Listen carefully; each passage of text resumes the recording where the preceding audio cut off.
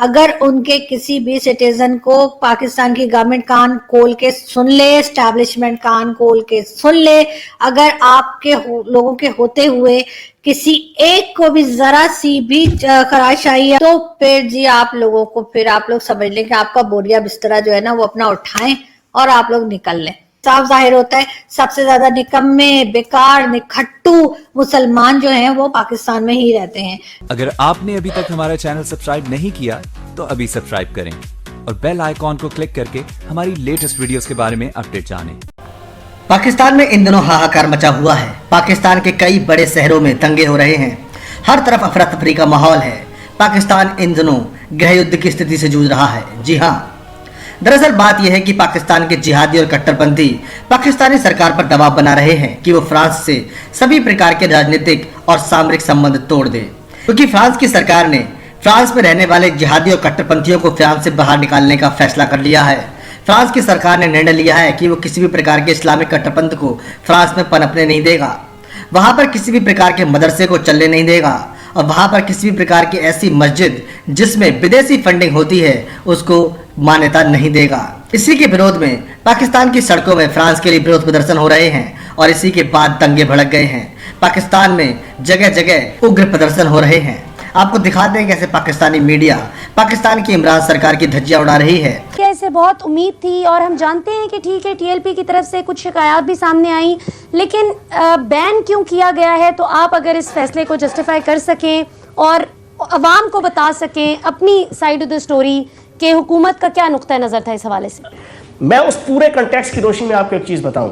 اس وقت ہم مکی دور نہیں، مکی دور سے بھی بدتر دور سے جو ہے وہ اس وقت پوری دنیا کے مسلمان اور خصوصاً پاکستان کے مسلمان گزر رہے ہیں۔ مکی دور میں صحابہ اکرام کا اور نبی پاک صلی اللہ علیہ وآلہ وسلم کا ایک اپنا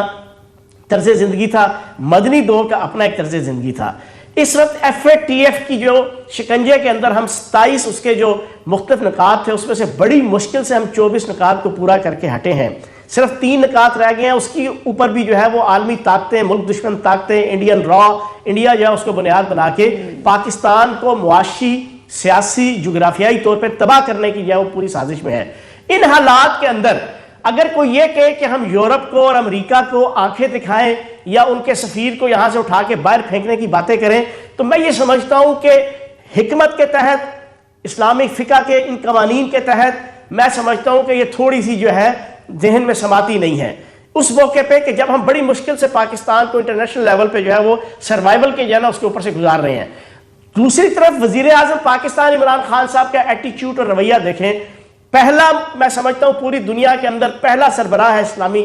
یا دوسرا سربراہ طیب اردگان ہے جنہوں نے on the floor of the house اقوام متحدہ کی جنرل اسمبلی کے اندر نبی پاک صلی اللہ علیہ وسلم کی ناموس، نبی پاک صلی اللہ علیہ وسلم کی عزت، نبی پاک صلی اللہ علیہ وسلم کی وقار کے حوالے سے پوری جنگ لڑی ہے۔ اور آج بھی وزیر اعظم پاکستان عمران خان صاحب نے اپنے بیان کے اندر کہا کہ جس طرح ہولو کاسٹ کے اوپر یورپ اور امریکہ کے اندر بات کرنا جو ہے وہ ناجائز سمجھی جاتی ہے، بالکل اسی طرح نبی پاک صلی اللہ علیہ وسلم کی عزت کے حوالے سے ان کی کسی قسم کی کوئی نیگیٹیوٹی والی حرکت، بات یا عمل اس کو دنیا کے 1 ارب 30 کروڑ مسلمان برداشت کرنے کو تیار نہیں ہے۔ اب وہ ساری چیزیں کر رہے ہیں، لیکن اس کے بعد اگر کوئی گروہ ریاست کو اپنے ہاتھ میں لے کر اپنی مرضی سے لا اینڈ آرڈر کریٹ کرنے کی کوشش کرے، امام ابن تیمیہ رضی اللہ تعالیٰ عنہ میں سمجھتا ہوں اسلام کا بہت بڑے فقیہ ہیں، بہت بڑا نام ہے، ان کا قول ہے اور یہ اسلامک فرمان بھی ہے، یہ قرآن حدیث بھی ہے کہ فساد فی الارض جو ہے وہ کفر سے بدتر ہے، کفر سے بدتر ہے۔ اب آپ بتائیں پاکستان کے اندر پچھلے 5 دنوں میں کیا ہوا ہے، آپ مجھے بتائیں نا۔ کہنے کا مقصد یہ ہے ان تمام جو میں نے بکھری 3 4 5 چیزیں آپ کے سامنے رکھی ہیں، ان تمام کی روشنی میں میں یہ سمجھتا ہوں کہ بڑی حکمت کے ساتھ اسلام دین حکمت ہے۔ اب ہم چاہیں کیا ہم یہ کریں کہ ہم ایک ہلکی سی ایک ایسی حرکت کر کے اس کے بعد حاصل وصول کیا ہوگا؟ سعودی عرب نے سفیر نکالا، ایران نے سفیر نکالا، ترکی نے سفیر نکالا، ملائیشیا نے سفیر نکالا، انڈونیشیا نے سفیر نکالا، دنیا کے کسی ملک کا بتائیں؟ ہاں، مذمت سب نے کی۔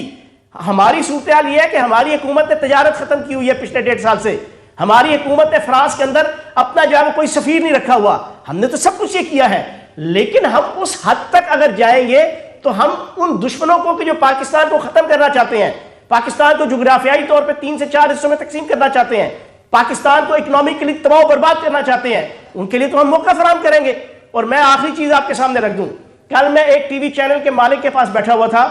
اس نے کہا کہ آج سے 5 دن پہلے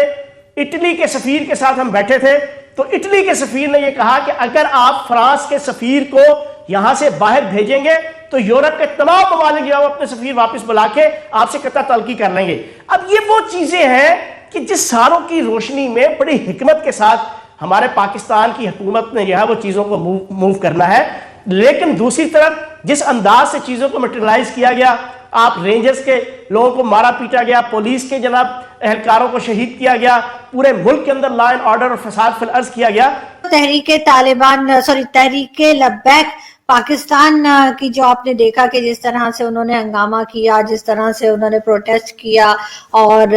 لوگوں کو مارا, ان کی گاڑیاں جلا دی, ان کی موٹر سائیکلز جلا دی, یہ سب کچھ جو کچھ کیا وہ عمران خان صاحب سے کنٹرول نہیں ہو پایا اور بڑی مشکلوں سے انہوں نے آج تو خیر انہوں نے ایک طرح سے آپ جانتے ہی ہیں کہ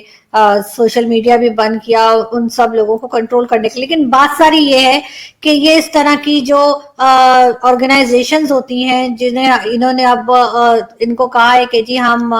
ان کو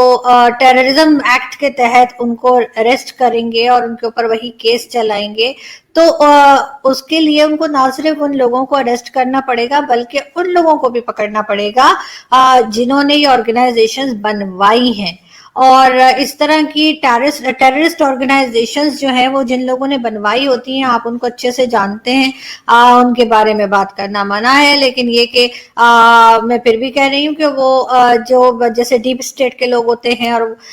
وہ اس طرح کی ایکٹیویٹیز کرتے ہیں تاکہ گورنمنٹ کو جو ہے وہ اپنے پریشر میں لیا جا سکے. اور اب یہ ہوا ہے کہ جو اب 40-45 سال سے پاکستان جس طرح کی ایکٹیویٹیز میں رہا ہے اور جس طرح سے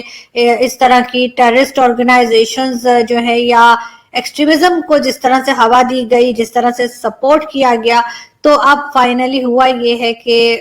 یہ لوگ جو ہے اب ان کے کنٹرول سے باہر ہیں اور اب یہی سانپ نکل کے ان کو خود کو بھی ڈس رہے ہیں, جس سے بچنے کی یہ پوری کوشش کر رہے ہیں. لیکن اگر گورنمنٹ اس سے بچنا چاہتی ہے تو ان کو ان لوگوں کو بھی پکڑنا پڑے گا جنہوں نے یہ پروڈکٹس بنائی ہیں. اور یہ آپ لوگ جانتے ہی ہیں کہ میں نے جیسے پہلے کہا کہ کس نے یہ پروڈکٹس بنائی ہیں. فرانس نے جو ہے فرانس کے لیے آپ کو معلوم ہی ہے کہ انہوں نے کہا ہے کہ ان کے جو سٹیزنز ہیں وہ واپس آ جائیں, اور انہوں نے کمپنیز بھی کہا ہے کہ بند کر دیں گے. لیکن بات ساری یہ کہ کیا یہ ان کا لون بھی واپس کر دے گا پاکستان, کیا ان کی سبمرین جو لی ہیں کیا وہ بھی واپس کرنے کے اوپر تیار ہو جائیں گے. لیکن ضرورت اس بات کی ہے کہ اگر وہ چلے گئے تو ان کے پیچھے پیچھے آپ کو معلوم ہے کہ باقی کنٹریز کے بھی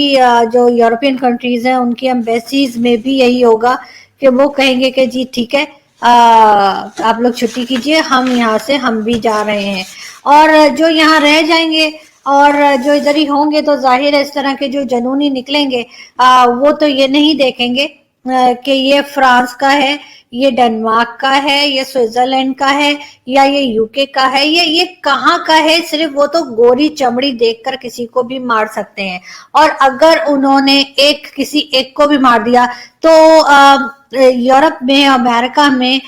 جانوں کی قیمت اتنی سستی نہیں ہوتی جیسے ہمارے یہاں ہوتی ہے نا, کہ ہمارے یہاں ہندوستان پاکستان میں اگر کسی کو کچھ ہو جائے یا لوگوں کو مار دیا جائے ہنگاموں میں تو ہمارے یہاں اتنا نوٹس نہیں ہوتا. ہمارے یہاں تو ڈیلی کا کام ہے, ڈیلی 200 لوگ ہمارے یہاں ویسے ہی مر جاتے ہیں. کبھی بس گر گئی, کبھی جہاز گر گیا, کبھی کہیں فائرنگ ہو گئی, کبھی دھماکہ ہو گیا, کبھی کچھ نہیں ملتا تو کرونا سے مر جاتے ہیں 200 لوگ ایک ہی دن میں. وہ کہتے ہیں یار آج کچھ بھی نہیں ہوا, کیسے مارے ہم لوگوں کو, تو وہ کرونا سے مار دیتے ہیں ہمارے لوگوں کو. تو ہمارے یہاں انسانی جان کی اتنی اہمیت نہیں ہے, لیکن یورپ میں امریکہ میں اس سب جگہ پہ جانوں کی قیمت ہے, ان کو فرق پڑتا ہے. اگر ان کے کسی بھی سٹیزن کو پاکستان کی گورنمنٹ کان کھول کے سن لے, اسٹیبلشمنٹ کان کھول کے سن لے, اگر آپ کے لوگوں کے ہوتے ہوئے کسی ایک کو بھی ذرا سی بھی خراش آئی یا کوئی چوٹ لگی یا کسی بھی یورپین کو کسی جنونی نے مارا تو پھر جی آپ لوگوں کو آپ لوگ سمجھ لیں کہ آپ کا بوریا بسترا جو ہے نا وہ اپنا اٹھائیں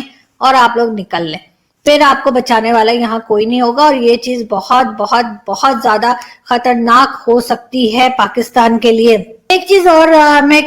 यहाँ पे आपको बताती चलूं कि अगर पाकिस्तान को प्रोग्रेस करनी है, जो कि पाकिस्तान को करनी चाहिए, तो पाकिस्तान को मजहब से निकलना पड़ेगा। हर चीज में मजहब लेकर आना कोई जरूरी नहीं है और हमारा मजहब जो है या किसी का भी मजहब जो है वो इतना कमजोर नहीं होता कि अगर कोई उसकी मजहबी किताब को जला दे या उसके पैगंबर के बारे में कुछ कह दे तो जी आप उसके ऊपर उतर आए कि जी हमारे तो मजहब के को कोई नुकसान हो गया। उससे कोई नुकसान नहीं होता। ये मजहब और ये किताबें और ये पैगंबर और जिस मजहब के भी होते हैं वो तो उस मजहब को मानने वालों के दिलों में होते हैं, उनको कोई नुकसान नहीं पहुंचा सकता। लेकिन हाँ, ये जरूर है कि ये जुनून हमने पाकिस्तान में ही बढ़ता हुआ देखा है। क्यों कोई और लोग जो हैं, चाहे वो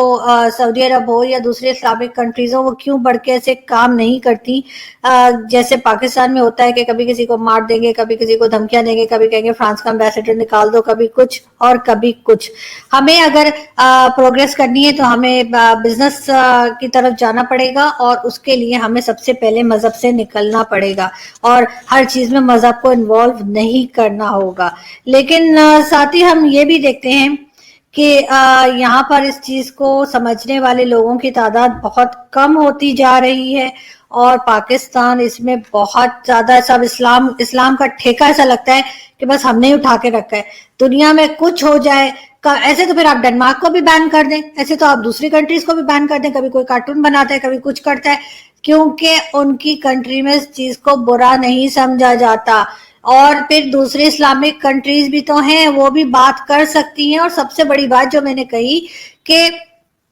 ये सब कुछ करने से, चाहे वो किसी भी मजहब के बारे में हो, वो ना तो वो मजहब को नुकसान पहुंचा सकते हैं और ना ही उस मजहब को खत्म कर सकते हैं। तो प्लीज जो पाकिस्तान में जुनूनी बैठे हुए हैं उनको ये समझने की जरूरत है कि पाकिस्तान को आप लोगों ने पहले ही बहुत बेड़ा गर्क करके रख दिया है। पाकिस्तान को और नुकसान ना पहुंचाइए और उसको जो है मजहब के नाम पे पाकिस्तान की बैंड ना बजाइए। लेकिन खैर अब इस बात को भी काफी देर हो गई है, इसलिए कि लोगों ने यहाँ से जाना शुरू कर दिया है और जाने को कह दिया है, लेकिन क्या कर सकते हैं। लेकिन इस्लामिक कंट्रीज में जितनी भी कंट्रीज हैं, बहुत सारी आप जानते हैं कंट्रीज हैं, लेकिन कोई इस तरह से बात नहीं करता।